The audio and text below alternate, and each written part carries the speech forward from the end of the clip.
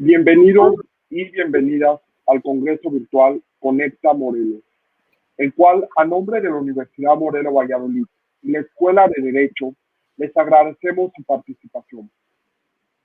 El día de hoy nos encontramos para iniciar la jornada del Congreso denominado Conecta Derecho. Y para ello, comenzaremos con los derechos en la E.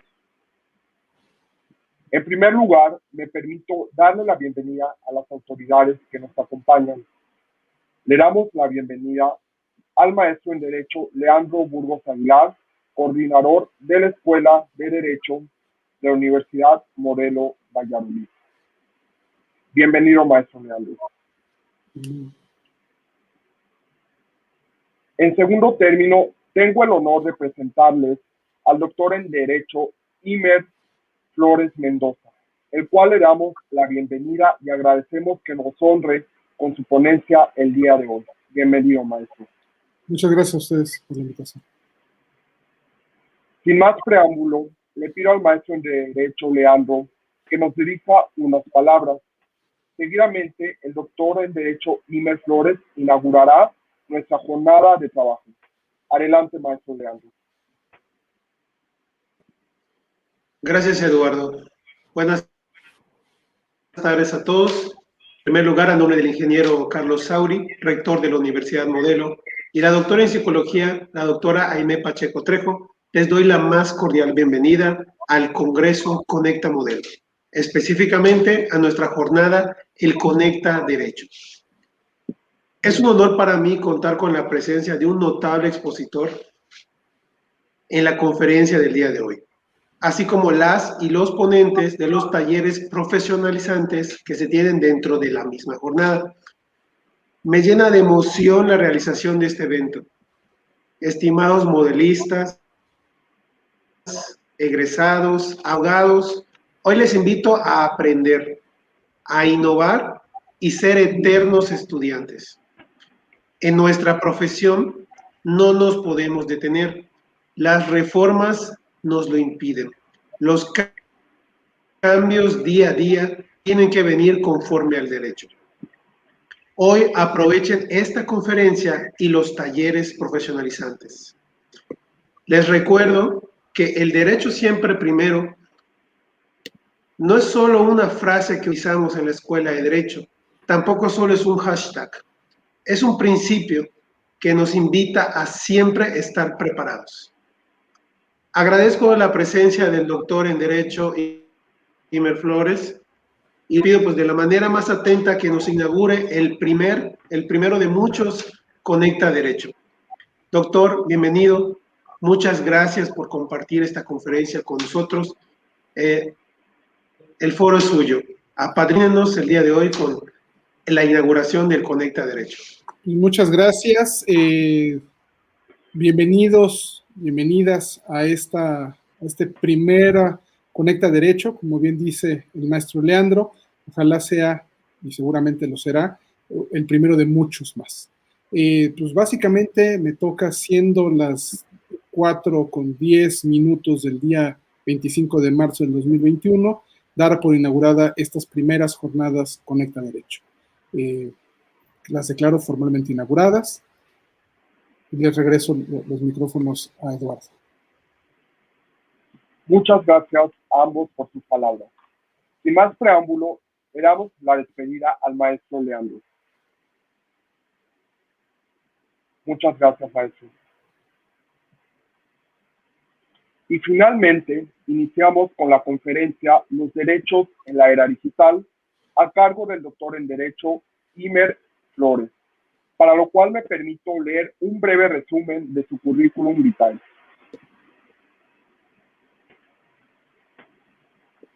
El doctor Imer Benjamín Flores Mendoza es investigador de tiempo completo, titular C y definitivo en el Instituto de Investigaciones Jurídicas adscrito a las áreas de Filosofía y Teoría del Derecho, Derecho Constitucional y Derecho Electoral.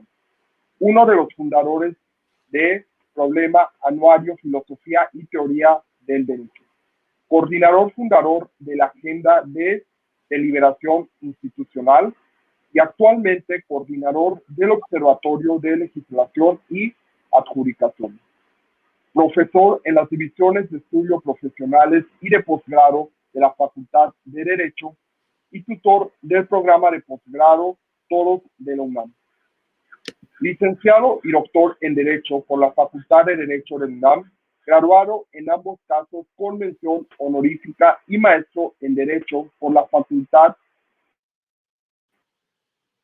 de Harvard. Miembro de la Academia Mexicana de Ciencias y del Sistema Nacional de Investigadores del Consejo Nacional de Ciencia y Tecnología, CONACYT. Reconocimientos PRIDE y SNI nivel 3. Actualmente, miembro de la Comisión Dictaminadora del Área Quinta, Ciencias Sociales del CONACYT. Asimismo, es profesor e investigador visitante en varias instituciones.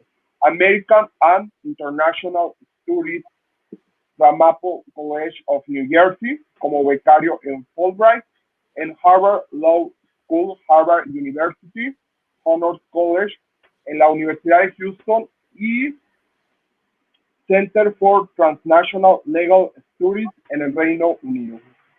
Ha sido secretario académico de la Facultad de Derecho UNAM, miembro del Consejo Universitario y de la Comisión Especial, Consejo Académico del Área de las Ciencias Sociales, asesor y consultor para la Comisión Económica para América Latina de Naciones Unidas para USAID y más recientemente para el Secretariado de la Mancomunidad Británica.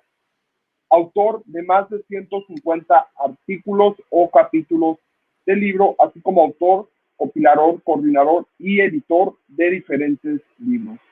Así que, maestro, doctor Imer, le doy la bienvenida y le agradezco muchísimo su participación. La palabra es toda suya. Muchísimas gracias. Muchísimas gracias a Leandro Burgos Aguilar y a José Eduardo Rives por la invitación, por esta gentil presentación que hace Eduardo y por supuesto por el honor de apadrinar este evento. Sin duda alguna, este año es un año muy interesante. Venimos, como saben, de ya un año prácticamente de estar confinados debido a la pandemia ocasionada por COVID-19, pero este año de 2021 se conmemoran 20 años de una reforma que a mí me parece de la mayor trascendencia, una llamada reforma en materia indígena en general, la cual incluía unas reformas a los derechos de igualdad y de no discriminación en particular que me parecen de la mayor relevancia y que me parece que fueron por mucho el antecedente de otra reforma que también venimos a conmemorar este año, que es, de hecho son un par de reformas, que son las reformas a la Constitución en materia de amparo y de derechos humanos del 2011. Esto me parece que sin duda alguna ofrece un espacio para reflexionar sobre los derechos humanos y sus garantías en este contexto. Y me parece que les recuerdo que tanto Ronald Dworkin nos exhortó a tomar los derechos en serio, como que Norberto Bobbio caracterizó esta época como la era de los derechos humanos. Lo que ninguno quizás pensó o pudo imaginar es que la pandemia vendría a poner a prueba a los derechos humanos en la era digital.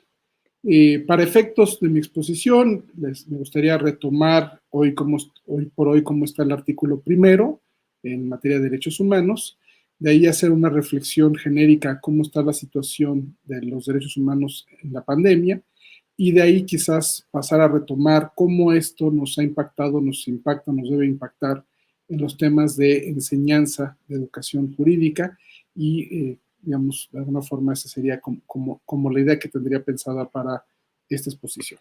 Me permito leer, comenzar con una referencia al artículo primero de la Constitución, con una nota, siguiendo las reformas que yo mencionaba, en la reforma del 2001, de agosto del 2001, que era una reforma pensada para reconocer esta cuestión pluriétnica, la composición plurinacional, pluriétnica del país, y de alguna forma reconocer o garantizar la importancia de la igualdad de oportunidades, los derechos de los indígenas, de las comunidades indígenas. El área de Yucatán, por supuesto, no es la excepción, dado la comunidad maya que tienen. Obviamente me parece que esa reforma también es en lo específico para ustedes también de gran relevancia. Y otro de los temas que me parece muy relevante era que se incluía el tema de la no discriminación. ¿Se acordarán que en aquella redacción del 2001 decía que queda prohibida toda discriminación motivada por origen étnico nacional, el género, la edad, las capacidades diferentes, la condición social, las condiciones de salud, la religión, las opiniones, las preferencias, el estado civil o cualquier otra que atente contra la dignidad humana y tenga por objeto anular o menoscabar los derechos y libertades de las personas? Nótese que ese texto sería modificado en esta reforma que les digo yo, la del 10 de junio del 2011, y ya hablaríamos de discapacidades con todas sus letras. Le agregaríamos a lo de preferencias todas las letras de sexuales, ¿no? S-E-X-U-A-L-E-S, ¿no? Y bueno, de alguna forma el artículo primero le incorporaríamos o refrescaríamos el primer párrafo y el segundo, y le incorporaríamos un tercero, un cuarto, y el que era el tercero, que era el de no discriminación, se convertiría en el quinto. Entonces, ese artículo primero quedaría básicamente en los siguientes términos, y me voy deteniendo a hacer comentarios párrafo por párrafo. En los Estados Unidos mexicanos, todas las personas gozarán de los derechos humanos reconocidos en esta Constitución y en los tratados internacionales de los que el Estado mexicano sea parte, así como de las garantías para su protección, cuyo ejercicio no podrá restringirse ni suspenderse, salvo en los casos y bajo las condiciones que esta Constitución establece. De entrada, me parece que, además de superar un viejo debate entre la Constitución del 57, 1957, y la del 1917, en tanto que una reconocía los derechos y el otro otorgaba los derechos, esta claramente establece que las personas, lo importante es que gocen de estos derechos, más allá de si son otorgados o reconocidos, eso pasa a un segundo plano. Sí, el reconocimiento tiene una fuente tanto nacional, la Constitución Política de los Estados Unidos Mexicanos, como una fuente internacional, los diferentes tratados en materia internacionales de los que el Estado mexicano sea parte. Y por supuesto que algo que me parece muy relevante, siempre me ha parecido muy relevante, y que me parece que además esa reforma venía a explicitar muy bien, es que más que hablar de las garantías, tendríamos que hablar primero de los derechos y luego de sus garantías correspondientes. No se acuerdan, pero había una publicidad del entonces IFAI que me parecía que ponía muy bien el énfasis, diciéndonos algo así como: el derecho a la información es tu derecho y el IFAI es tu garantía. Una garantía institucional de que había una institución que iba a proteger ese derecho, pero también, como saben, tenemos unas garantías de tipo más bien procedimental, como es el propio recurso del amparo.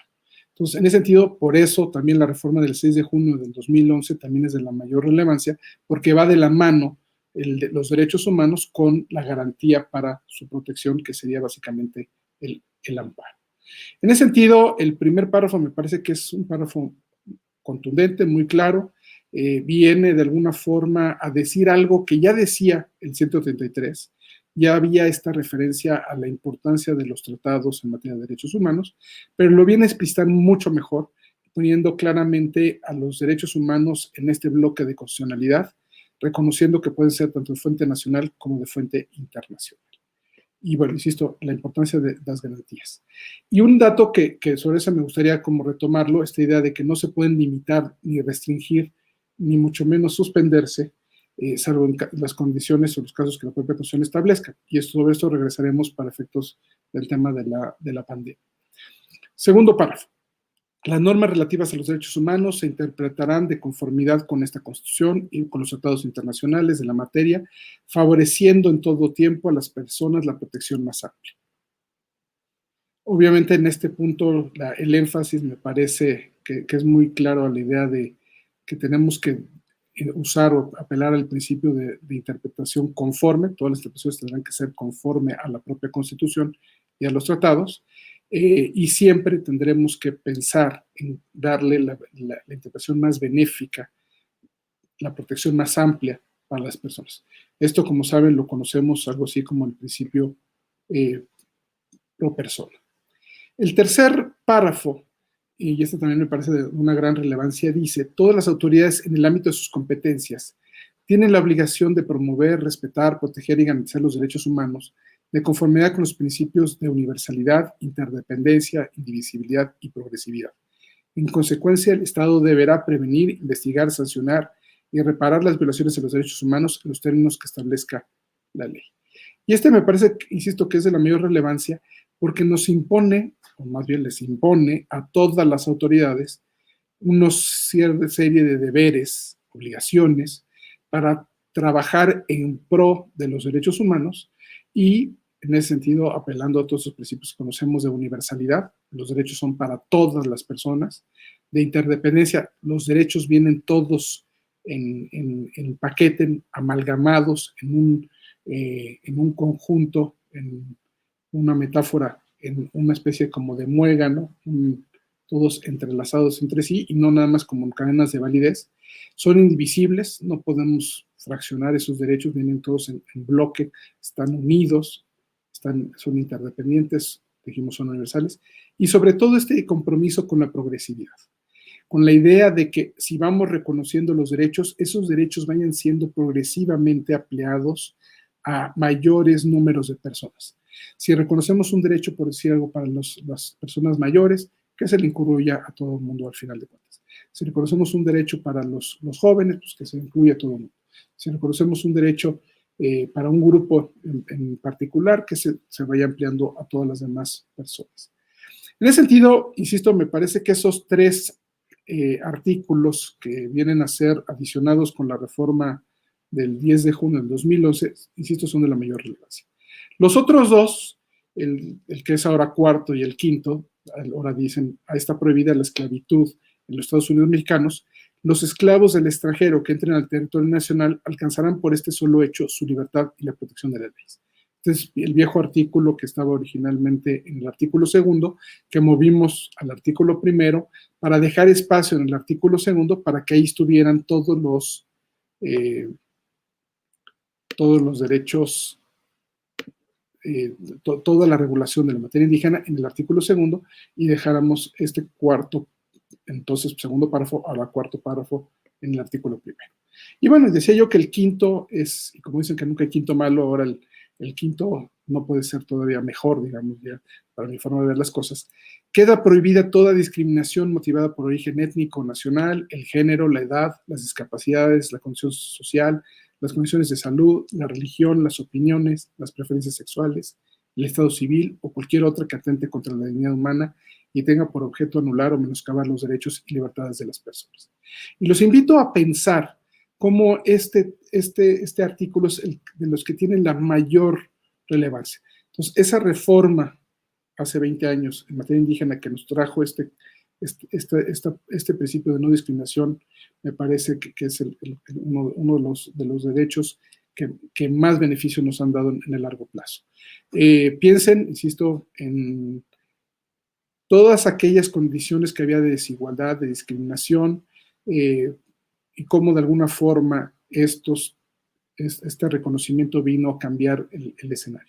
Sé que en el estado de Yucatán todavía está pendiente algunos de estos temas, la discusión, por ejemplo, sobre la regulación del matrimonio de parejas del mismo sexo, sé que ha estado caliente el tema, que no se ha concretado, pero me parece que justamente es un producto de ese principio de no discriminación que hoy por hoy tengamos que entender muy bien que no podemos discriminar a la gente y privarla de los beneficios que tienen previstas algunas figuras, algunas instituciones jurídicas, por el hecho de que no tienen la preferencia sexual o no son heterosexuales. Y en ese sentido, me parece que tendríamos que reconocerles esa posibilidad de, por un lado, contraer matrimonios entre personas del mismo sexo. Me parece que de alguna forma también siguiendo algún precedente del caso de Oaxaca, donde primero declararon inconstitucional la parte del Código Civil que decía que el matrimonio tenía fines de procreación y perpetuación de la especie, y luego declararon inconstitucional esa parte de que hacía referencia a un solo hombre con una sola mujer, porque había una comunidad, los mijes, que se sentían aludidos, se sentían discriminados, y pensaban que en la medida en que hubiera artículos con esas características, ellos siempre serían ciudadanos de segundas, estarían siempre vulnerables, siempre estarían discriminados. Entonces, ¿cómo a partir de al menos esos dos ejemplos, y puedo seguir por ahí con algunos otros, hubo beneficios muy claros para la comunidad LGBTTI+, ¿no? beneficios que también creo yo que han sido muy palpables para el caso de las mujeres. Entre ellos entiendo muy bien que a partir de estos movimientos, digamos, del Me Too, yo también, ¿no? El hecho mismo de haber reconfigurado nuestras categorías jurídicas para incluir la figura del feminicidio. No quiere decir que quizás habría que hacer esta pequeña precisión, ¿no?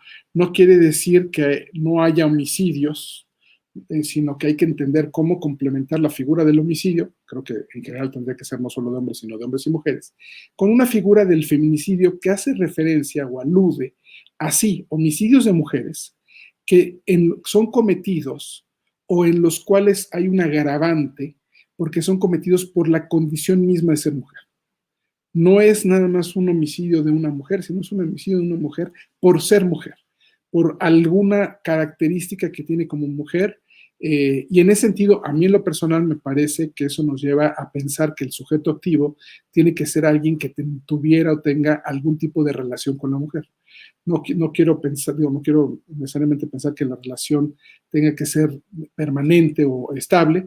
Puede ser una relación muy coyuntural de un día, pero que haya ya ese nexo y no una mera cuestión aislada de que, por decir algo, atropellaron a una mujer y entonces fue un feminicidio, ¿no? Eso creo que podríamos pensar que fue nada más un homicidio y en ese caso además culposo. Pero bueno, insisto con esta idea de que el artículo, me parece que la prohibición de la no discriminación es de los artículos más relevantes. Es, creo yo, un buen ejemplo de cómo el derecho sí puede ayudar a cambiar a la sociedad cuando encontramos el punto concreto en donde hay que hacer el ajuste, donde se necesita transformar las relaciones sociales, cómo cambiar o transformar a la sociedad en la que vivimos. Y en ese sentido pongo alguna otra alusión, alguna otra referencia al tema de la discriminación, y además me aprovecho aquí de los ejemplos de la era digital.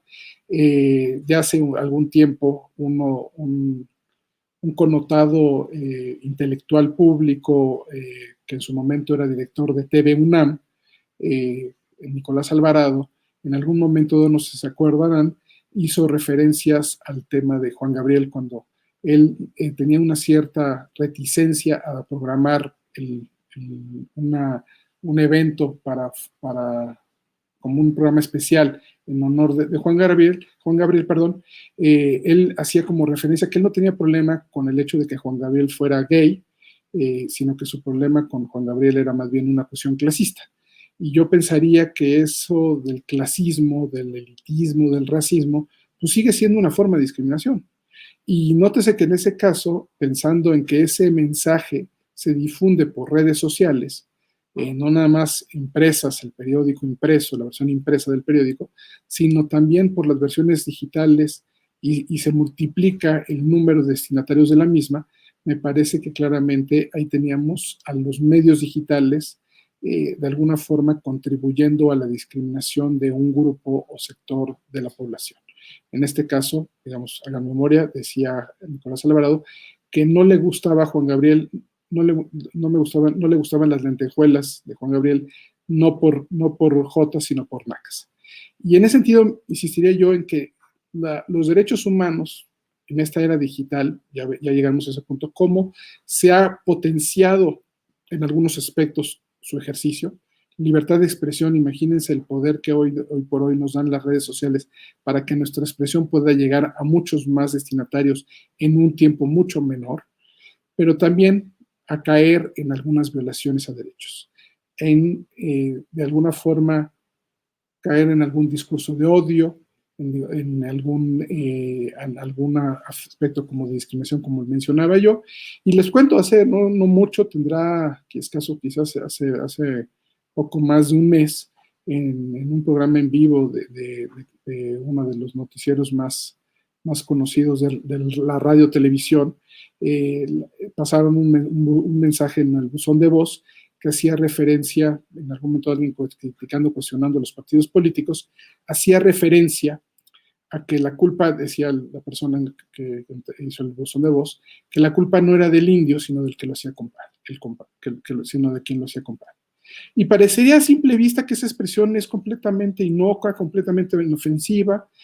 A mí en lo personal no me parece un dicho más, un refrán más popular, pero entiendo muy bien que en ciertos contextos la connotación tiene una cierta carga, esa referencia al indio, esa referencia al indio con la referencia ligada a que él no es capaz de hacer cosas.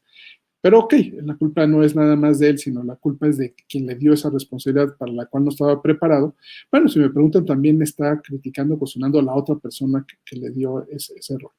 Pero sin duda alguna, la expresión tiene una connotación racista, clasista o elitista, y de alguna forma creo que son expresiones que tendríamos que ir quitando de nuestro uso cotidiano, pero me parece que eso es especialmente grave cuando lo dice una autoridad, cuando lo dice, volviendo al ejemplo que ponía yo de Nicolás Alvarado, cuando lo dice alguien desde una posición de poder. Si en la sociedad, en la comunidad, hay quienes tienen esos conceptos, hay quienes reproducen esos conceptos, me parece lamentable, me parece triste, pero puedo respetar, tengo que respetar, tolerar que ejerzan sus derechos. Creo que el tema relevante entonces tendría que ser cómo le vamos a hacer para que encontremos un criterio, un parámetro para identificar cuándo esa expresión sí es discriminatoria.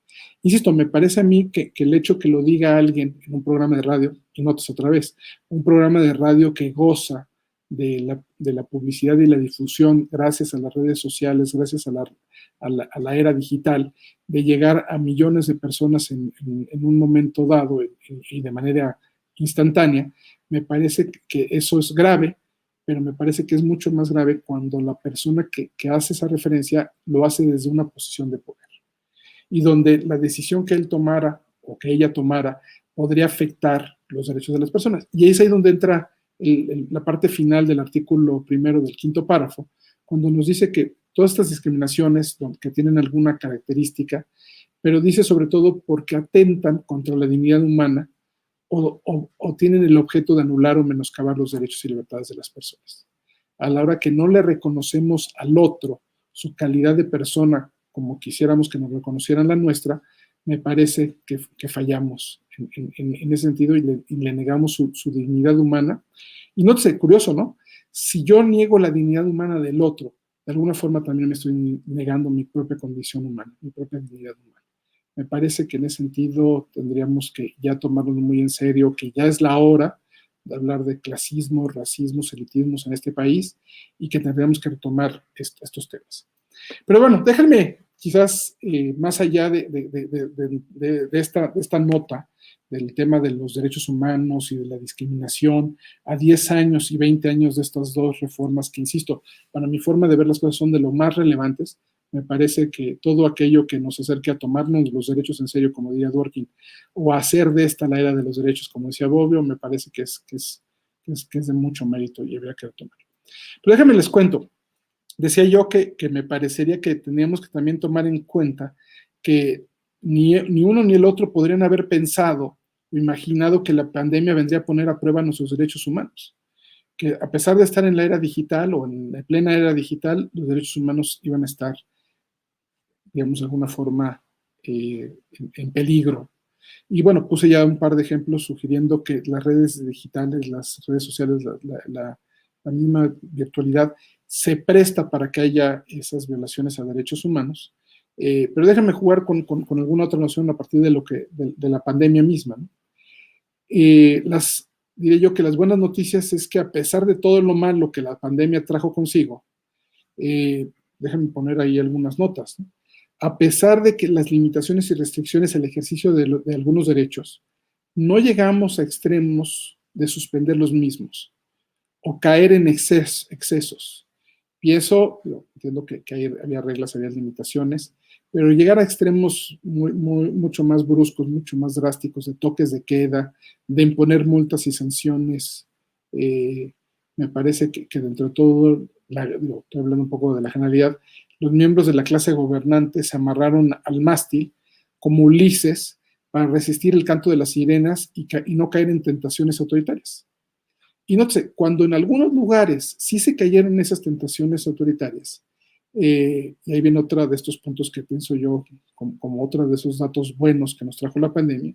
El Poder Judicial, que hagan memoria, tuvo que cerrar sus puertas físicas y se tuvo que ir de cuarentena. También tuvo que abrir las redes para proteger y tutelar los derechos humanos. Y en ese sentido, lo dejo ahí como una nota de cómo otro de estos temas del contacto entre derechos humanos y la vía digital o la era digital, de hoy en adelante creo que está clarísimo que los juicios en línea son ya una realidad. Ya no creo que sea muy difícil pensar que vamos a ver muchos más mecanismos o medios de defensa promovidos en redes, en vías digitales ante las autoridades competentes, en este caso Poder Judicial Federal, sino sobre todo me interesa enfatizar el tema de que hoy por hoy la tecnología ha superado la prueba. Pues pasamos prácticamente de un día a otro, al menos en el campo de la educación, de un modelo presencial, 100%, a uno no presencial o a distancia. Nótese que no dije virtual, pues esto no tiene ya nada de virtual, sino es real. Nótese, mi alma está con ustedes en Valladolid, aunque mi cuerpo esté en la Ciudad de México. Además del tema de la educación, me parece que otro de los ámbitos donde claramente se vio esta parte de cómo la tecnología ha superado la prueba, el teletrabajo, el trabajo a distancia, el trabajo, me parece que se ha de alguna forma intensificado, se ha diversificado, y nótese también, otra vez, cómo funciona el derecho. La regulación sobre ese teletrabajo también no pudo ser, no se pudo quedar ajena el derecho a la misma, ¿no? Y en ese sentido, de estos retos o estos temas en los que vemos cómo la era digital y el ejercicio de sus derechos humanos se han potenciado, pero también están los controles y también están los mecanismos para regular este trabajo. Y eso me lleva a la última parte, o el segundo bloque de lo que sería mi ponencia esta tarde, en la que les quiero hablar sobre los temas de la enseñanza del derecho de la educación jurídica, sobre todo en un contexto en el que me parece que es relevante, por algo de lo que el mismo proyecto de Conecta Derecho creo que nos lleva. Yo lo entiendo en términos de vinculación con la sociedad, ¿no? Que es necesario una mayor vinculación de la universidad en general y de los departamentos, escuelas y facultades de derecho, en particular con los diversos sectores de la sociedad. Obviamente con la comunidad jurídica, y saludo a los colegas abogados que nos acompañan hoy, pero también a la comunidad en general. Hagan memoria o piensen un poco cómo nosotros, los abogados, solemos ser traductores ante el resto de la comunidad de lo que pasa, de las reformas, de las decisiones judiciales, de los proyectos legislativos, de las iniciativas. Entonces, como creo que eso es bien relevante que no perdamos. Y hoy por hoy, la era digital viene a fortalecer la posibilidad de que mantengamos ese vínculo, esas posibilidades de explicar el derecho a otros, me parece que es muy claro. Ya no insisto en que además nos toca contribuir a solucionar esos problemas, y piensen en todos los niveles, locales, regionales, nacionales, internacionales y globales. Además de formar especialistas y profesionistas útiles para la sociedad, en la medida en que contribuyamos a la solución de problemas nacionales, también podemos, las universidades, allegarnos de recursos públicos y privados cada vez más escasos. Yo por ahí, por ejemplo, recién el CONACYT nos otorgó un financiamiento para seguir con un proyecto de seguimiento a la regulación de la marihuana. Entonces, esto me parece que siempre es parte de la idea, ¿no? Y con ello, pues, estar en condiciones de profesionalizar la docencia y la investigación. Al mismo tiempo que se rinden cuentas a través de la publicidad y la transparencia. Y me permito citar a Kant. Sin publicidad no habría justicia, pues la justicia no se concibe oculta, sino públicamente manifiesta. Ni habría, por tanto, derecho, que es lo que la justicia distribuye y define. Me parece que además en la era digital, el ejercicio de los derechos, nuestra profesión, la educación jurídica, tenemos este reto de reducir la brecha que tenemos entre lo que enseñamos y lo que la profesión demanda de nosotros, ¿no? No quiero decir no creo que esto quiera decir que la profesión debe imponer la agenda, ni mucho menos que el mercado sea quien la defina. Lo que quiero decir es que me parece que podemos combatir uno de los mitos que en su momento Eduardo Couture, sostuvo, digamos, decía él que las facultades nunca podrán enseñar experiencia porque experiencia solo le enseña la vida. Entiendo muy bien el contexto, me parece muy bien, tiene toda la razón en ciertos aspectos, pero creo que necesitamos ver cómo lo hacemos para que desde nuestras aulas empecemos a enseñar experiencia. Empecemos a enseñarle a los alumnos a ir generándose sus propias experiencias. Obviamente tendré más que decir sobre esto, pero bueno, insisto, no es que estemos hablando de la enseñanza de la práctica profesional, sino de una enseñanza que sea a la vez teórica y práctica, como lo sugeriría Roscoe Pound, el derecho en los libros y el derecho en la acción. O como el propio Kant. Es obvio que no importa qué tan completa una teoría pueda ser, un término medio es requerido entre teoría y práctica para proveer un vínculo y una transición de uno a otro. Entonces, en el punto que decía yo de la relación enseñanza-aprendizaje, me parece que debemos de entrada estar conscientes que son dos caras de la misma moneda y que forman un binomio inseparable. Creo que la era digital y esto que vivimos en el último año nos tiene que hacer repensar todavía más esta imagen del binomio enseñanza-aprendizaje, porque, bueno, siempre he pensado que cuando hay alguien que enseña debe haber otro que aprende, o cuando hay alguien que aprende debe haber otro que enseña. No obstante, y eso siempre lo he tenido claro, creo que siempre ha habido una prioridad sobre el aprendizaje sobre la enseñanza. La palabra aprendizaje sugiere algo así como adquirir el conocimiento de algo, está presupuesta por el término enseñanza, esto es hacer que otro aprenda algo. Por otro lado, el énfasis me parece que debe estar en la parte de aprender, es el elemento fuerte, ¿no? A pesar de quien enseña, en lugar de enseñar a pesar de quien aprende. Insisto, por más que yo me esfuerce en enseñar, el que va a aprender es el alumno. Entonces, muchas veces los alumnos aprenden a pesar de los maestros, a veces no son tan buenos o malos sus maestros, el alumno aprende porque quiere aprender. En ese sentido, insisto, me parece que el aprendizaje tiene prioridad sobre la enseñanza. Pues al final de cuentas todos somos autodidactas y constructores del conocimiento propio. Al respecto, basta recordar a Winston Churchill, a quien se le atribuyó haber dicho: siempre estoy dispuesto a aprender, aunque no siempre a que me enseñen. Les adelanto siempre, y reitero, me parece que es mejor tener planes de estudio curriculares más flexibles, donde cada uno opte o pueda optar por darle un mayor o menor énfasis a las distintas áreas del conocimiento jurídico. Así, estoy consciente de que para aprender no hay otra más que aprender haciendo. Tal como coloquialmente decimos, para aprender a nadar hay que echarse al agua. Nadie puede aprender a nadar si solamente se le da información de cómo nadar en teoría. Pues que para aprender a nadar es preciso poder hacerlo en la práctica. Aprender nadando. Análogamente, para aprender a abogar, asesorar, litigar, patrocinar o postular, hay que meterse a los casos y a los problemas, así como a legislar y a dictaminar iniciativas o bien a adjudicar y a proyectar resoluciones. Insisto, podemos desde el aula enseñarle a los alumnos a dictaminar iniciativas, a hacer proyectos de iniciativa de ley, o bien proyectos de resoluciones jurídicas. Los que han tomado clase conmigo saben que podemos usar algunos ejemplos para tratar de reforzar esos puntos, ¿no? En el caso del proceso de enseñanza-aprendizaje, podemos hacer una revisión bastante amplia. Me parece que hay muchas cosas que siempre se han mantenido bastante estables. ¿Para qué o por qué enseñar? ¿Cuáles son los objetivos de la enseñanza? ¿Qué concepciones, ramas enseñar y por qué, no? ¿Cómo? ¿Cuáles son esos métodos para enseñar? Y otras dos que me parece que sobre todo la pandemia nos viene a replantear. ¿Cuándo? Y el dónde. Entonces comienzo con las que ya son muy uniformes las respuestas y regreso a las últimas dos que son las que me parece que en esta era digital y en la era de los derechos humanos tienen mayor relevancia. Ante el enigma de para qué o por qué enseñar a aprender, habría que recordar que para los clásicos grecolatinos la educación era necesaria para formar verdaderos ciudadanos.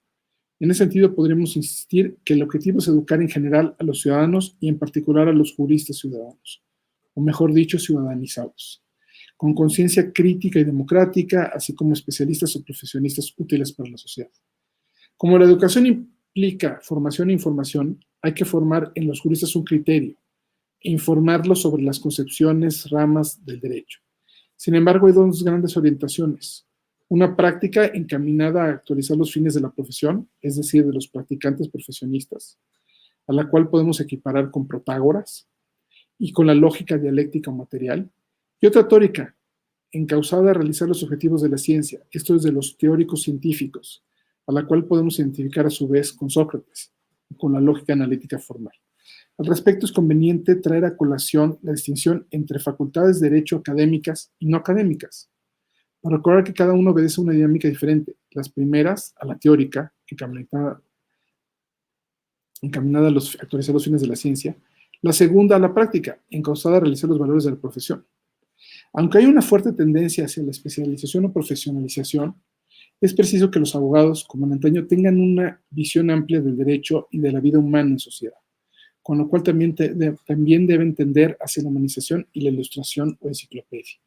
Sé que esta idea es la vieja, la de antaño, yo creo que no se ha perdido, insisto, y la era digital nos permite acceder a mucha información, tener conocimientos enciclopédicos, me parece que eso no lo podemos perder.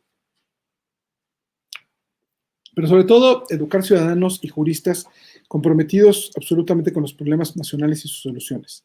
Ciudadanos y juristas con una visión amplia del derecho, ya sean especialistas, profesionistas de un lado, o humanistas, ilustrados o enciclopedistas del otro. Pero en todo caso, útiles a la sociedad y comprometidos con la situación del país, a tal grado que la abogacía debe ser una de las profesiones liberales por excelencia, puede ser vista además como una profesión garantista de alto compromiso social. Y piensen aquí en los extremos, ¿no? Desde los despachos, las consultorías, como despachos privados, hasta eventualmente clínicas jurídicas para litigios con alto compromiso social. ¿Qué enseñar? ¿Qué concepciones? Bueno, yo pensaría que frente a este problema no hay nada más que enseñar el derecho que es, el derecho positivo, el derecho que está ya ahí, sino que además hay que enseñar el derecho que puede ser y el que debe ser.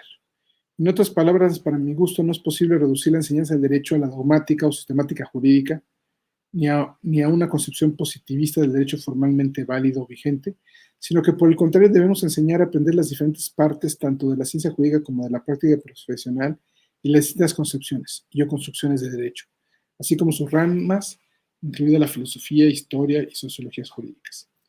Aunado a lo anterior, estamos convencidos que es necesario enseñar a aprender diferentes ramas de la filosofía, tales como la ética, la lógica, la política y hasta la estética, así como sus conexiones con el derecho en general y con la filosofía del derecho en particular. Al respecto, Kant, hoy lo he citado bastante, vuelvo a citarlo, al menos que el jurista sea al mismo tiempo un filósofo, en cualquier nivel de la cuestión moral, está bajo la más grande tentación muy propia de su función de meramente aplicar las leyes existentes sin investigar si estas necesitan alguna mejoría. Yo insistiría que por ahí hay una ruta bien importante para nosotros los abogados de pensar cuáles son esos cambios que el derecho necesita, cómo también el derecho justamente nos hace posible ese cambio ordenado, estructurado. Decía el mismo Kant que era preferible la evolución que la revolución, que no hacía falta romper, sino que era necesario nada más mejorar, trasladar, reformar. Y bueno, por su parte, Cardoso decía: el derecho de nuestro tiempo enfrenta una necesidad con dos partes. La primera es la necesidad de alguna reformulación que traiga certeza y orden de la barbaridad del presente. Esa es la tarea de la ciencia jurídica. La segunda es la necesidad de una filosofía que medie entre las pretensiones conflictivas de estabilidad y progreso y que ofrezca un principio de crecimiento.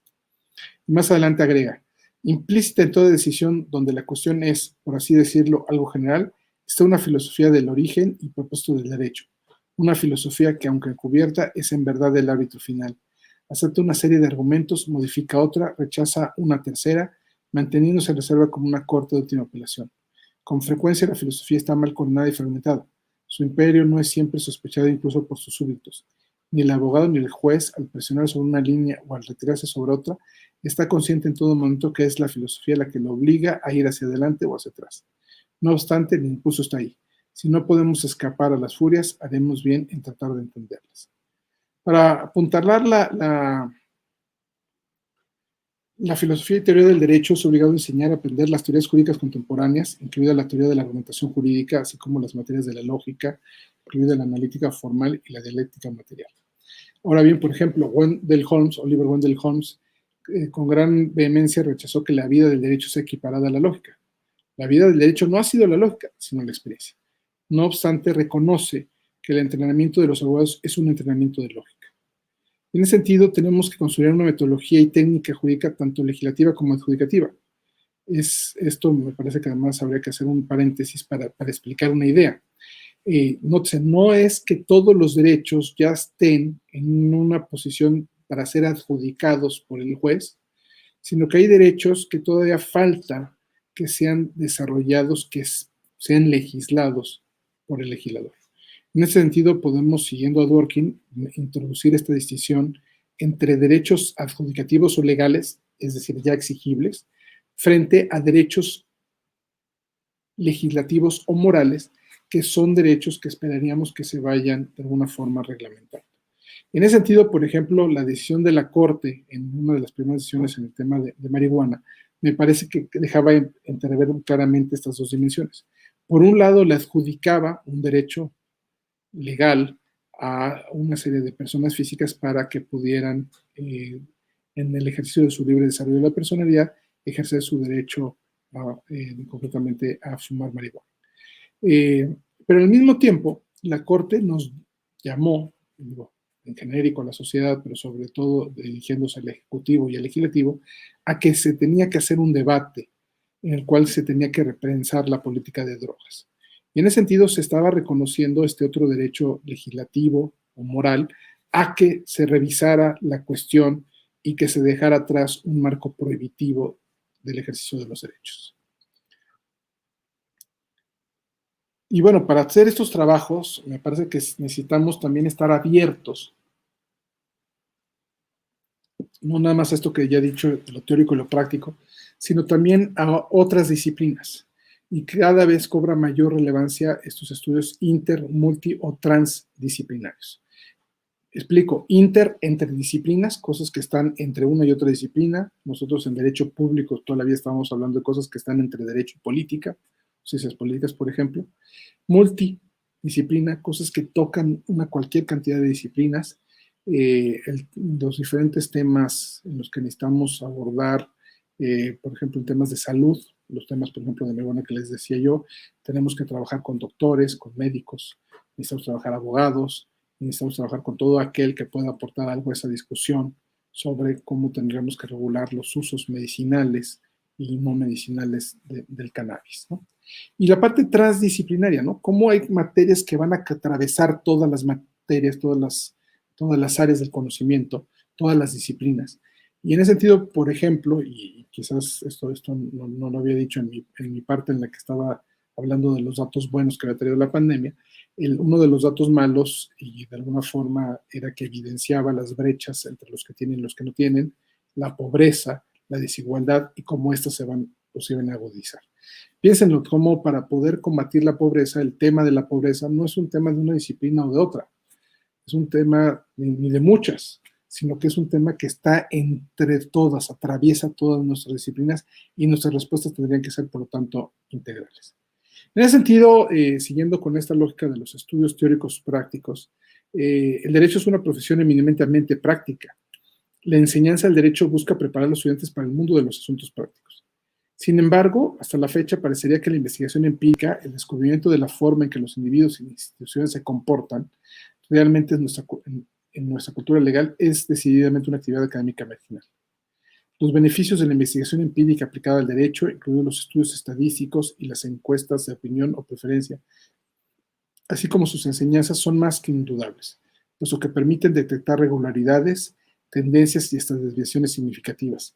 Lo curioso es que hace poco más de un siglo, ya casi 120 años, 125 años casi, en 1897, el mismo Holmes ya había profetizado: para el estudio racional del derecho, el hombre de letras puede ser el hombre del presente, pero el hombre del futuro es el hombre de las estadísticas y el maestro de la economía.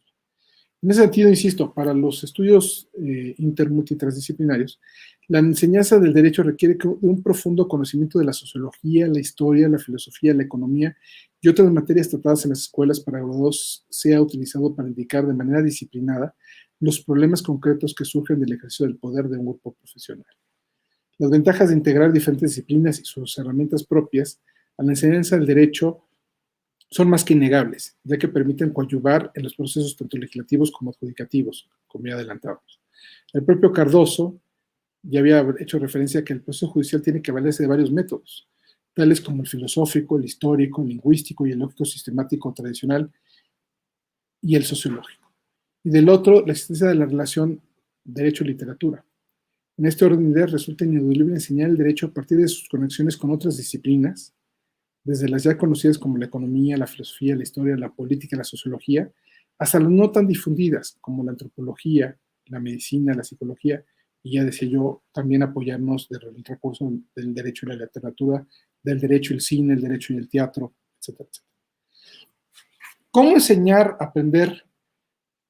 Pues el método tradicional de enseñanza, sobre todo en los países pertenecientes a nuestra familia romano-canónica germánica, había sido la cátedra o lección magistral, la cual se caracteriza por la exposición más o menos brillante del tema por parte del catedrático y su recepción pasiva por parte del alumno, quien se limitará a reproducir dicho conocimiento en el examen y en la vida profesional bajo la premisa del Magister Dixit. Ciertamente lo anterior ha dado lugar a la idea de una enseñanza más informativa que formativa, más teórica que teórica práctica, más pasiva receptiva que activa participativa y más reproductiva que creativa. Ante estas deficiencias resulta ser obligatorio implementar otros métodos de enseñanza del derecho, tales como el método de casos y problemas, los seminarios y laboratorios, las clínicas jurídicas y prácticas forenses, la pasantía en los tribunales y el tirocinio en un despacho de estudio jurídico. Aun cuando hemos manifestado nuestras reservas a considerar cualquier método como la panacea para nuestros males, porque bien puede abrir una caja de Pandora, hay una idea subyacente que vale la pena destacar y en su caso tratar de explotar al máximo. La cuestión hasta el momento es que nuestros departamentos de escuelas se han caracterizado por ser facultades bibliotecas, en lugar de verdaderas facultades de abogados, donde nuestros laboratorios, en lugar de estar confinados a los libros o materiales impresos, estarían tanto dentro como fuera de las aulas. En resumidas cuentas, la práctica jurídica es un arte, y un arte bastante difícil. ¿Por qué hacer de su enseñanza algo más indirecto, más vago, más frustrante y más difícil que la enseñanza del golf?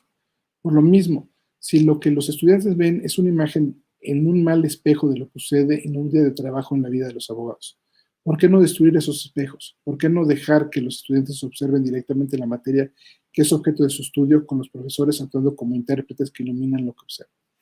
Y entro en los dos puntitos que decía yo que la era digital nos pone a repensar, nos invita a pensar, que son estos de cuándo enseñar y dónde enseñar. Insisto, parece que tradicionalmente bastaba con las otras tres preguntas, pero ya con la pandemia y con la implementación de estas tecnologías, me parece que ya las dos preguntas van a, y para ya cerrar, digamos, que van a tener que tomar más referencias son las del cómo y el cuándo. Perdón, el cuándo y el dónde. Entonces, en ese sentido, parecería que en nuestras categorías que tradicionalmente habíamos pensado el dónde, como adentro de las aulas, de las facultades, de departamentos de escuelas de derecho, hoy por hoy, pues ya no es el único lugar donde podemos aprender. Podemos aprender no quiero decir la comodidad de su casa, pero bueno, desde la casa, y no sé, ¿y a qué hora? Antes era en unas horas específicas en el salón de clase. Hoy por hoy podemos aprender a cualquier hora. En ese sentido, pienso que hay una nota interesante aquí, que podemos con esto maximizar los espacios y tiempos disponibles para la enseñanza del derecho. Curiosamente, en la era digital de la información tecnológica, con herramientas como las computadoras y el soporte informático tecnológico, había quienes todavía querían hacer las cosas con las herramientas de la edad de piedra, o al menos de la edad de piedra cuando todavía no había imprenta. Y la cátedra magistral era, por definición, la única forma de enseñar. Así que el Internet ha permitido habilitar para la enseñanza y aprendizaje del derecho todas las horas y todos los lugares. Lo anterior ha evidenciado la falsa necesidad de pensar que la enseñanza y aprendizaje tiene que realizarse en horarios y lugares fijos, cuando no tiene por qué estar circunscrita a las aulas, auditorios o bibliotecas, ni mucho menos a los horarios previamente establecidos. Por el contrario, no tiene por qué limitarse a las aulas, auditorios o bibliotecas, sino que debe hacerse tanto dentro como fuera de los pasillos de los departamentos, escuelas y facultades de Derecho, y de las paredes de las bibliotecas, ya que nuestros laboratorios no se reducen a los libros, sino a la vida misma. Basta pensar en el día a día de los debates legislativos y de las decisiones judiciales. De verdad, este último año hemos tenido mucha intensidad en temas de decisiones judiciales, de temas legislativos. Basta abrir el periódico para revisar algunos de los que han sucedido en esta semana, las decisiones de un juez de distrito con el tema de la reforma a la industria eléctrica, el tema reciente del INE, con relación a una de las candidaturas a gobernador, negando el registro por incumplimiento a las precampañas. Todo eso me parece que estamos día a día viviendo los problemas mucho más de cerca que lo que hacíamos una generación atrás o 2 generaciones atrás. Eso me parece que eso nos lleva a, de alguna forma, adaptar o adecuar nuestras instalaciones para aprovechar al máximo las ventajas de la información tecnológica. Y bueno, ya de aquí no quisiera, podría decir muchas otras cosas más, pero me parece que habrá que explicar mejor esta última idea. A lo que quiero decir no es tanto que cambiemos todo radicalmente las escuelas de derecho, lo que creo es que podemos hacer una serie de adaptaciones o de ajustes para utilizar todas estas ventajas. Hoy por hoy podemos tener a un profesor de visita en nuestras aulas, puede estar del otro lado del mundo y sin la necesidad de trasladarse puede estar ahí. Como entre otros, me parece que se puede lograr un poco estas otras ideas de algunos autores como Duncan Kennedy, que criticaba un poco la forma tradicional de cómo enseñábamos derecho, cómo, digamos, tendríamos que enfatizar más, decía él, un sistema más racional enfatizaría la forma de aprender el derecho en lugar de las reglas y herramientas en vez de respuestas. Dice el tratado, cómo a veces en la enseñanza del derecho parece que privilegiamos el aprendizaje de reglas y de respuestas como ya dadas para ser repetidas, cuando en realidad tendríamos que enseñar a los alumnos a pensar por sí mismos, a aprender el derecho y a adquirir herramientas para que ellos sean los que nos den nuevas soluciones, nuevas respuestas a los problemas que se van a enfrentar. Yo, insisto, creo en una concepción que debe ser más integral del derecho, que debemos incluir estos fines teóricos prácticos, que constantemente tengamos que evaluar nuestros planes de estudio y revisar nuestra metodología de enseñanza. Y bueno, con esto cerraría, cinco recomendaciones, pensando en que esto va dirigido también a los estudiantes, o principalmente a los estudiantes. Me parece que es relevante que les exijamos la lectura de materiales jurídicos y no jurídicos. Insisto, hoy por hoy con las redes digitales, el acceso a bibliotecas, el acceso a lecturas en español o inglés, en diferentes idiomas, se ha multiplicado por mucho, pero me parece también relevante que no nada más leamos materiales jurídicos, sino también no jurídicos. Me parece que es sin duda algún acierto lo que decía Francis Bacon. La lectura da al espíritu abundancia y fecundidad, la conversación presteza y facilidad, la costumbre de escribir precisión y exactitud. Así que no nada más leer derecho o sobre derecho, sino también leer sobre otras materias, me parece que nos puede ayudar a reconectar, a vincularnos mejor con la sociedad a la que debemos ser. Igual, siguiendo esa misma cita de Bacon, también fomentar una mejor expresión escrita, una redacción oral, mejor expresión oral, mejor expresión escrita. Me parece que el reto siempre ha estado ahí, pero hoy con la tecnología también tenemos que reforzarlo. El promover la investigación, igual, ya no lo enfatizaba tanto, pero nuestra enseñanza del derecho, nuestra búsqueda de información, todo el tiempo estamos buscando soluciones y eso pasa por buscar también, o pasa por buscar información, a llegarnos de más elementos para poder encontrar soluciones. Y en ese sentido, pues hay que promover más investigación. Y me parece otra vez que la información esté ahí disponible. Sí, sé que el Internet tiene mucha información disponible y también hay mucha muy desafortunada, pero tenemos o contamos con la capacidad para tratar de identificar cuál es esa información relevante y cuál no va a ser esa información relevante. Igualmente, trabajar o propiciar el trabajo en equipo. La formación de redes, que otra vez, hoy por hoy ya no tenemos que estar todos exactamente en el mismo espacio físico, insisto, y en la parte temporal, podemos estar trabajando a deshoras en diferentes lugares, pero podemos o necesitamos aprender a trabajar de mejor manera combinada en este trabajo en equipo, sobre todo si queremos, insisto, retomar estos temas de soluciones que tienen que ser inter, multi o transdisciplinares. Si tenemos que trabajar médicos con abogados, si tenemos que trabajar con sociólogos, si tenemos que trabajar con economistas, y bueno, no nada más en México, sino en otros lugares del mundo, pues tenemos que, además de aprender a trabajar en equipo, hacerlo también a través de nuestras plataformas. Y por supuesto que entonces el gran reto pues, es de requerir la utilización de nuevas tecnologías de la información. Insisto, cómo esto no solamente para la enseñanza, no solamente para el aprendizaje, sino claramente para poder de alguna forma potenciar nuestros propios derechos. Insisto, el ejercicio de la libertad de expresión es uno de los que se han multiplicado a partir del era digital o del uso de las redes sociales y de la era digital, pero yo creo que la posibilidad de acceder a garantías para ejercer nuestros derechos a través de juicios en línea, me parece que eso también abre mucho espacio para muchos beneficios. Y para cerrar, simplemente me permito leer una referencia de Duncan Kennedy, quien ponía el dedo en la llaga de varios temas y dejaba entrever cómo esa enseñanza del derecho, que luego no se ve, pero tiene muchos beneficios de entrada, luego habría que aprender a destacar los beneficios que ya trae, pero insisto, con miras a poderla aprovechar al máximo y fortalecer estas herramientas. Pues, abro comillas, los alumnos algunas veces hablan como si no hubieran aprendido nada en la escuela. De hecho, aprenden habilidades para hacer una serie de cosas simples pero importantes. Aprenden a retener gran número de reglas organizadas en sistemas categóricos, requisitos para un contrato, reglas acerca del incumplimiento, etc. Aprenden a identificar los puntos controvertidos, lo cual significa identificar las maneras en que las reglas son ambiguas, están en conflicto o constituyen una laguna, o vacío al ser aplicadas en situaciones de hecho particulares. Aprenden un análisis de caso elemental, lo cual significa el arte de generar criterios extensivos que aplicarán más allá de sus alcances intuitivos y precedentes restrictivos que no aplicarán a casos donde parecerían ser en primera instancia aplicables.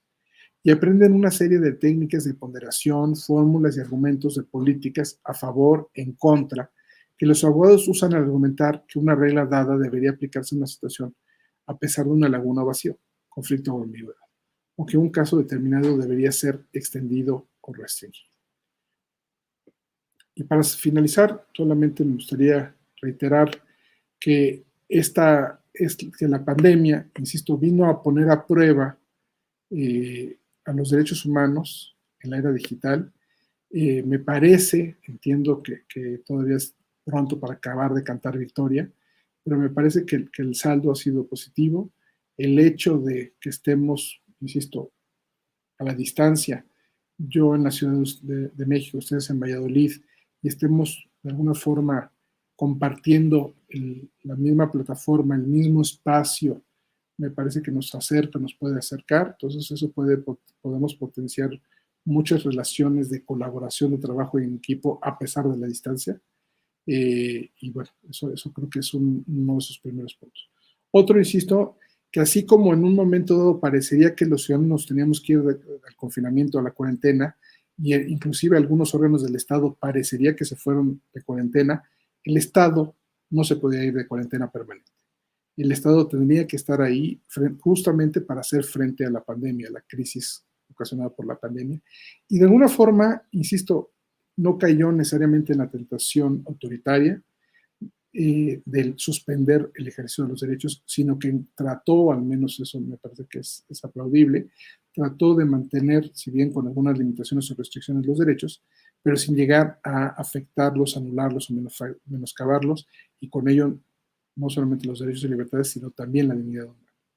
E insisto, y de alguna forma, además de la educación, el teletrabajo y cómo el derecho viene, como siempre lo hace, a venir a regular nuevas situaciones que no habíamos contemplado en un momento anterior. Y bueno, lo dejo aquí, quedo atento a sus preguntas. Muchas gracias.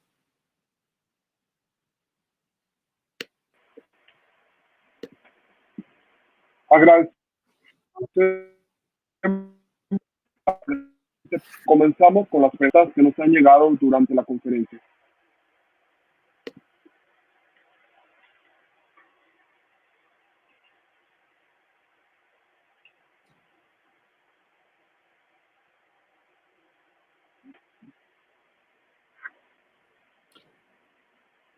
Muy bien, aquí está la primera pregunta, doctor, de parte de Martín Paul.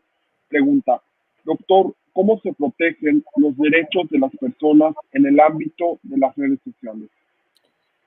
Bueno, de entrada, hacemos referencia ya al tema de las redes sociales y cómo, de alguna forma, se acuerdan ustedes que está ya muy en boga esta idea del derecho al olvido, ¿no? El tema de exigirle o pedirle a las mismas plataformas, Facebook, Instagram, Snapchat, Twitter, que aquella información que pueda ser como sensible, personal, privada, a que la bajen de las plataformas, ¿no? Y esto en el caso, como saben, de algunos menores, sobre todo con fotografías o los padres, creo que ha sido un buen mecanismo para controlar y proteger estos derechos, ¿no? Insisto, el tema de las redes sociales es muy complejo, y lo tenemos creo que muy a flor de piel. Estamos en pleno proceso electoral, elecciones intermedias, y cada propaganda que escucha uno claramente parece estar muy subida de tono, hacer referencias a cosas que quizás no es como le hablamos a nuestros familiares, o así no nos referimos de la gente que tenemos enfrente, ¿no? Y me parece que sí, ciertamente hay problemas y retos interesantes. En lo personal, adelanto una idea muy genérica. A mí me gusta mucho esta idea de la autorregulación, del autocontrol. Me parece que necesitamos educarnos, que necesitamos aprender a ser respetuosos y tolerantes, ¿no? Y lo que sí me parece, o donde me parece que habría que ser muy, muy estrictos, es cuando son las autoridades las que caen en estos discursos como de odio, como de incitación a la violencia. Son los que me parecería que habría que ser más enfáticos, como ponía con el ejemplo de Nicolás Alvarado. No sé, Nicolás Alvarado, insisto, era en el momento director de televisión de TV UNAM. De él dependía las decisiones de qué programas pasar o no pasar. Y en ese sentido, que él hubiera tomado la decisión de no pasar el programa especial sobre Juan Gabriel, hubiera, creo yo, claramente causado una afectación a alguien que parecería que por su característica como un ícono de la música mexicana, tendría que haberse pasado el programa sin ninguna discusión, sin ningún pero, digamos, ¿no? Entonces, creo que por ahí hay buena parte de la referencia o de la reflexión tiene que ir a los lugares, y claramente las redes sociales son uno de los retos más importantes que tenemos hoy en día, pero tenemos que las propias plataformas han tratado de ir desarrollando algunos protocolos, y sobre todo insistiría que fuera de ahí tenemos, por ejemplo, con APRED, como un mecanismo que en su momento cuestionó que algunas autoridades, o que desde algunas situaciones de poder, de ventaja, algunos pudieron estar limitando los derechos de otras personas. Y eso me parece que de alguna forma nos ayuda a enfatizar que, como todas las cosas, las herramientas que tenemos pueden ser bien o mal usadas. En ese sentido, creo que sí necesitamos una mayor, de alguna forma, control. No quiero llegar a usar la palabra censura. Control, porque la censura me parece que no nos va a llevar a nada bueno. Un mayor control, una mayor reacción. Por ejemplo, cuando vemos lo que conocemos como noticias, ¿no? Noticias falsas, fake news. No sé, de entrada uno mismo tendría que controlarse, autocontrolarse, y no estar mandando información que no le consta a uno, que uno mismo no ha tomado el cuidado de verificar si esa información verídica o no lo es, ¿no? Y me parece que por ahí hay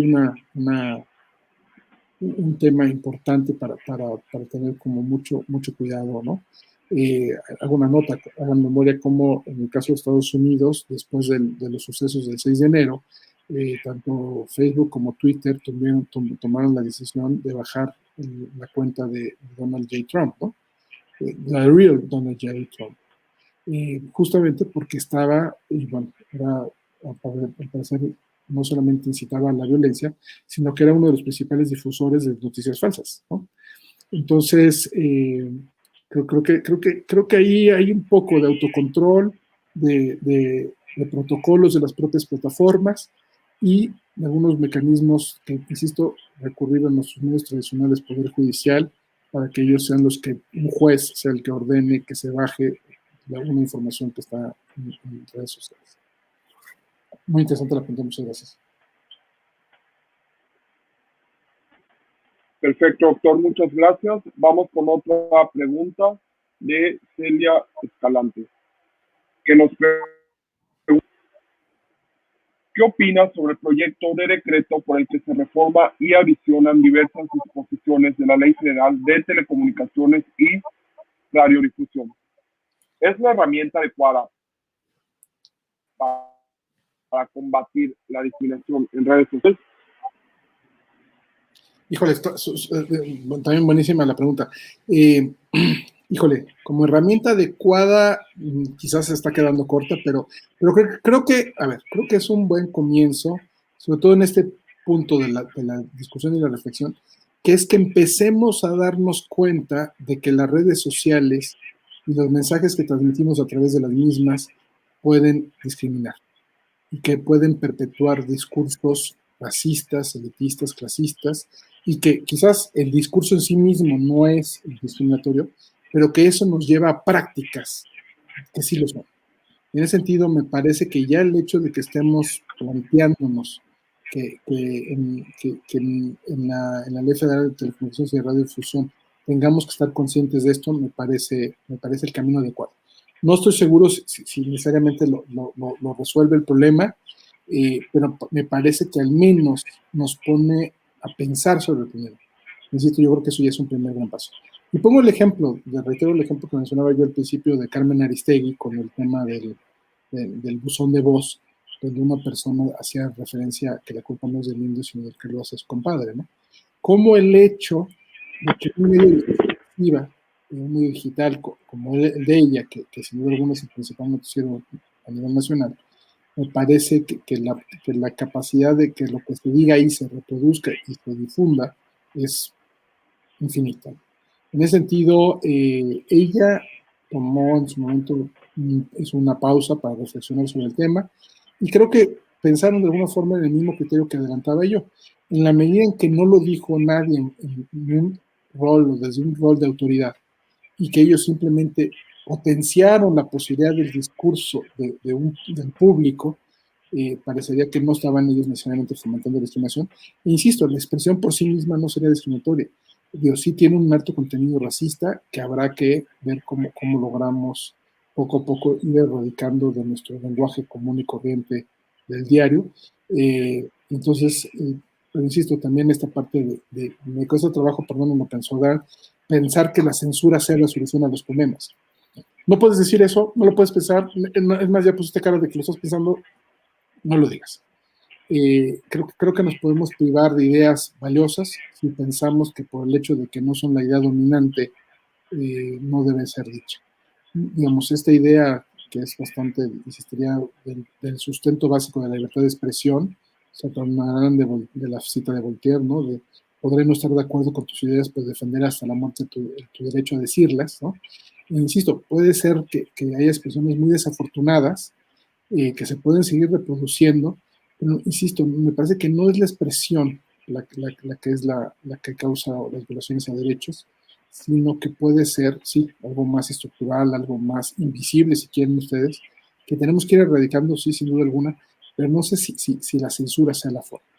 Creo, insisto, por el lado de educación, buena parte regresaba yo a esta idea de que en la formación de abogados estamos educando no nada más a los futuros juristas, sino estamos educando ciudadanos, y ciudadanos que tienen un rol privilegiado dentro de la propia sociedad, porque son los que sirven para explicarles al resto de la sociedad los alcances de diferentes leyes o inclusive decisiones judiciales, ¿no?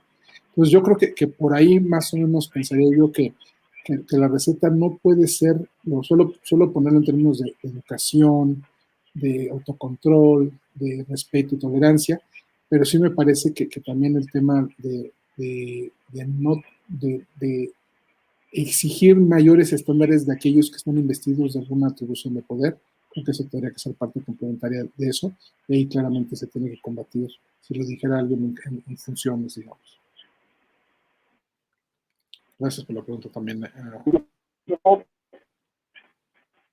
La siguiente pregunta de Andrew Wong nos pregunta, doctor, nosotros como estudiantes de Derecho, ¿cómo podemos ejercer nuestra futura profesión en la era digital y redes sociales? En lo personal, deseo que las futuras generaciones puedan estar en una sana convivencia en las redes sociales y proteger su integridad.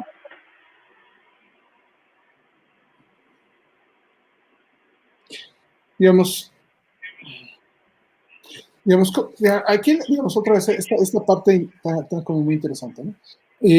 Nótese cómo estábamos, y aquí quizás hay que imaginarnos alguna imagen más amplia, ¿no?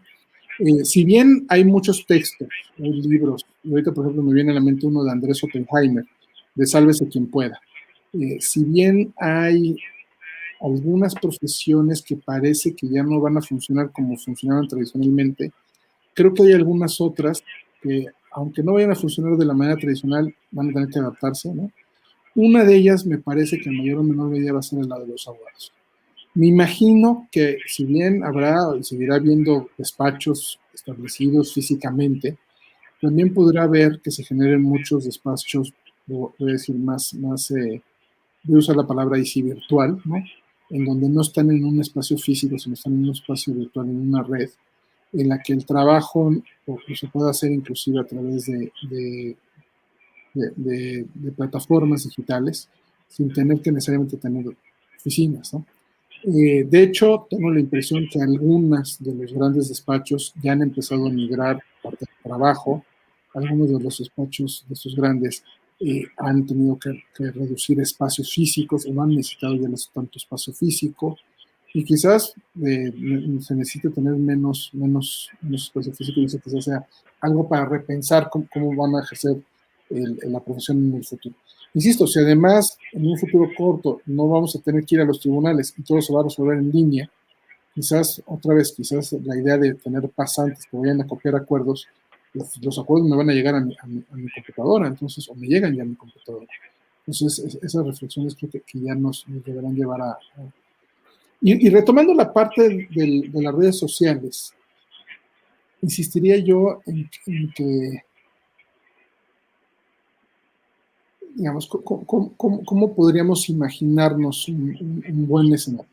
Me preocupan los escenarios en los que alguien dice, es que eso que dijiste estaba mal. Y entonces hay que censurarte, hay que criticarte, vilipendiarte, no puedes volver a hablar, ¿no? Creo que eso no nos va a llevar a nada bueno. Insisto, en cambio, un poco de respeto, de tolerancia, de mantener esa cordialidad, ¿no? Mantener mira, lo que dices creo que está mal, por A, B, C, D.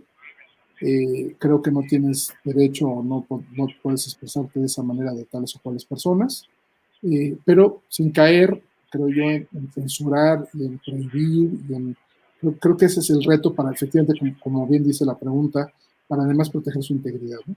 Insisto, creo que tendríamos que refinar muchos de nuestros criterios, de nuestros parámetros.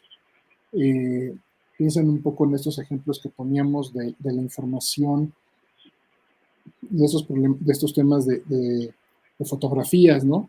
De esta fotografía es para ti, y cuando terminemos esta relación la tienes que borrar, y la fotografía sigue circulando 5 o 10 años después.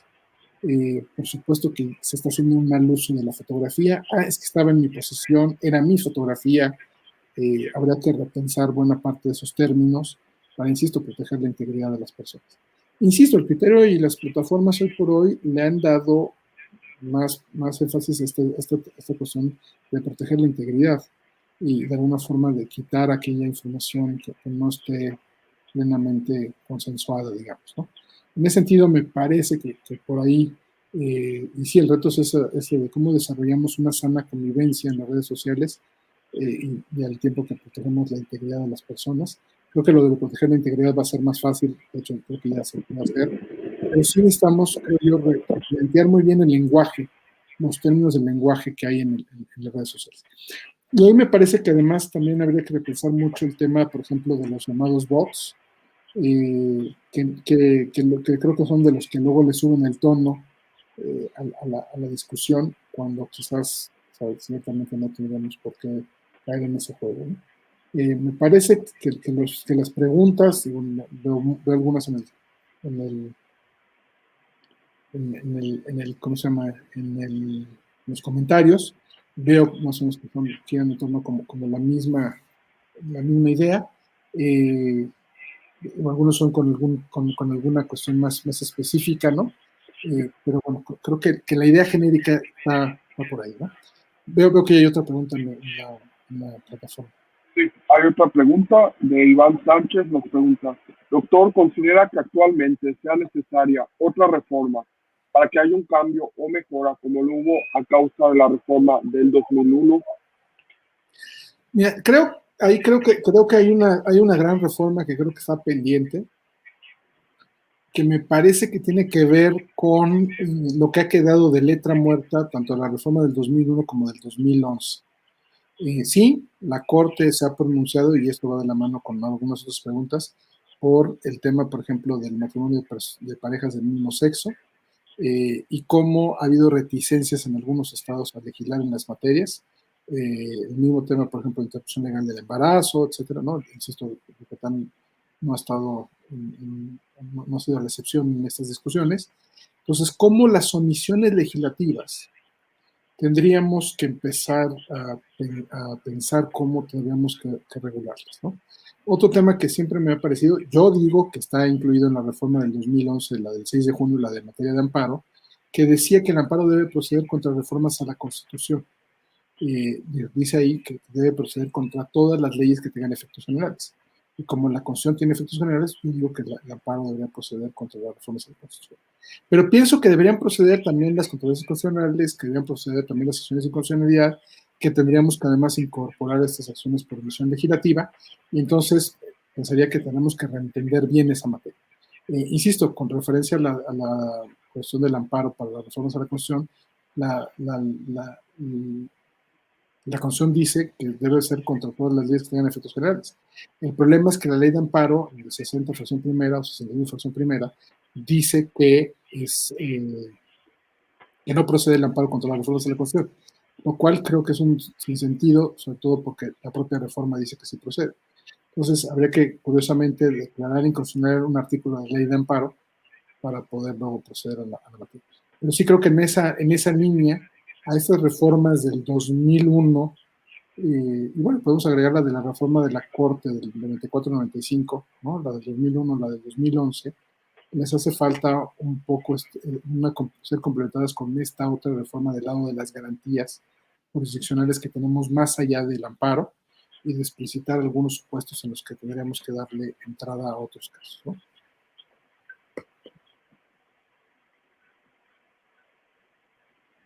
Gracias, doctor. Y vamos con la última pregunta de Roberto Rodríguez Silva. Doctor, debido a la gran evolución que ha tenido las plataformas digitales, ¿considera que deberían de existir más normas y leyes que las regulen y así establecer un límite de orden? El problema creo que como hemos visto un poco reaccionando a las anteriores preguntas, creo que es difícil que podamos regularlo todo y que no caigamos en puras previsiones, ¿no? Me parece que no estamos lejos de las normas que ya tenemos que estén funcionando bien.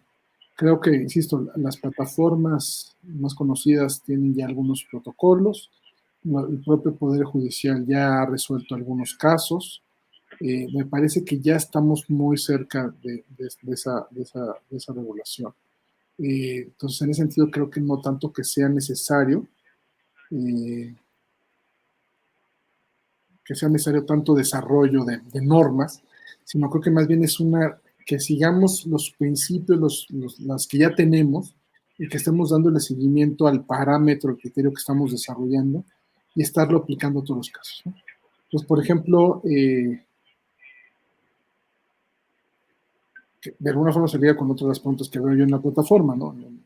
O sea, creando o reformando las leyes se va a resolver los problemas de discriminación. Pues no, no es una cuestión, eso ya está en el texto constitucional. Ya el compromiso de erradicar prácticas discriminatorias ya está ahí. Ahorita lo que tenemos que hacer es efectivamente acabar con esas prácticas discriminatorias. Entonces, ¿cómo acabar con esas prácticas? Insisto, creo que es difícil prohibirle a la gente que se exprese, que diga o haga referencias a palabras como indio, ¿no?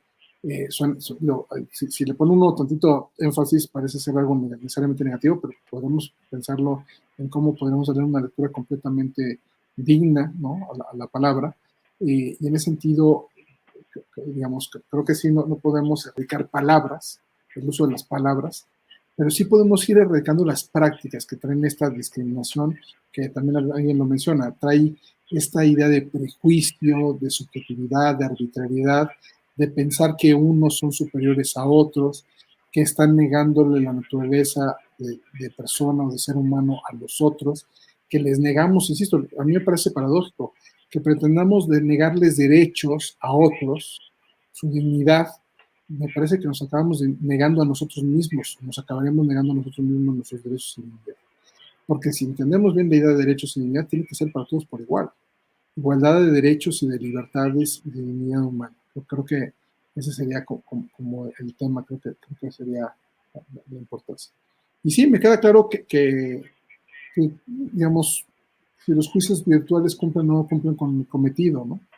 Insisto, yo ya virtual ya trato de no usarlo tanto la palabra, creo que ya hay más elementos para pensar que es algo más real, ¿no? Pero yo creo que insisto, el Estado de Derecho no se puede ir de cuarentena permanente. El Estado de Derecho ha estado ahí y ha gobernado buena parte de lo que nos ha pasado durante la pandemia. Me parece que sigue siendo, es muy relevante, digamos, trabajar en estos temas. Entonces, insisto, aunque estamos en plena era digital y los derechos humanos se ven amenazados, creo que tenemos de alguna forma, sentimos afortunados de que el acceso a la educación al menos estuvo ahí, el acceso a la justicia estuvo ahí, y bueno, creo que al menos esos dos van bien. Creo que hay efectos en temas de acceso a la salud, algunas regresiones en el periodo, ¿no? Pero me parece que en algunos de estos aspectos la era tecnológica fue puesta a prueba y por lo menos me parece que esta posibilidad, insisto, de que esté yo desde la Ciudad de México con ustedes en Valladolid, a mí me parece que ya es muestra del enorme potencial y realidad que podemos tener entendiendo nuestros derechos en esta era digital, ¿no? Poder hablar con ustedes, influir en ustedes o tratar de influir en ustedes, compartir mis reflexiones, ya para mí hace un día importante, ¿no? Nuevamente, muchas gracias al doctor Imer Flores, así como a todos los que realizaron sus preguntas. Le damos la bienvenida nuevamente al maestro en Derecho Leandro Burgos Aguilar, quien iniciaría el protocolo de cierre de la conferencia.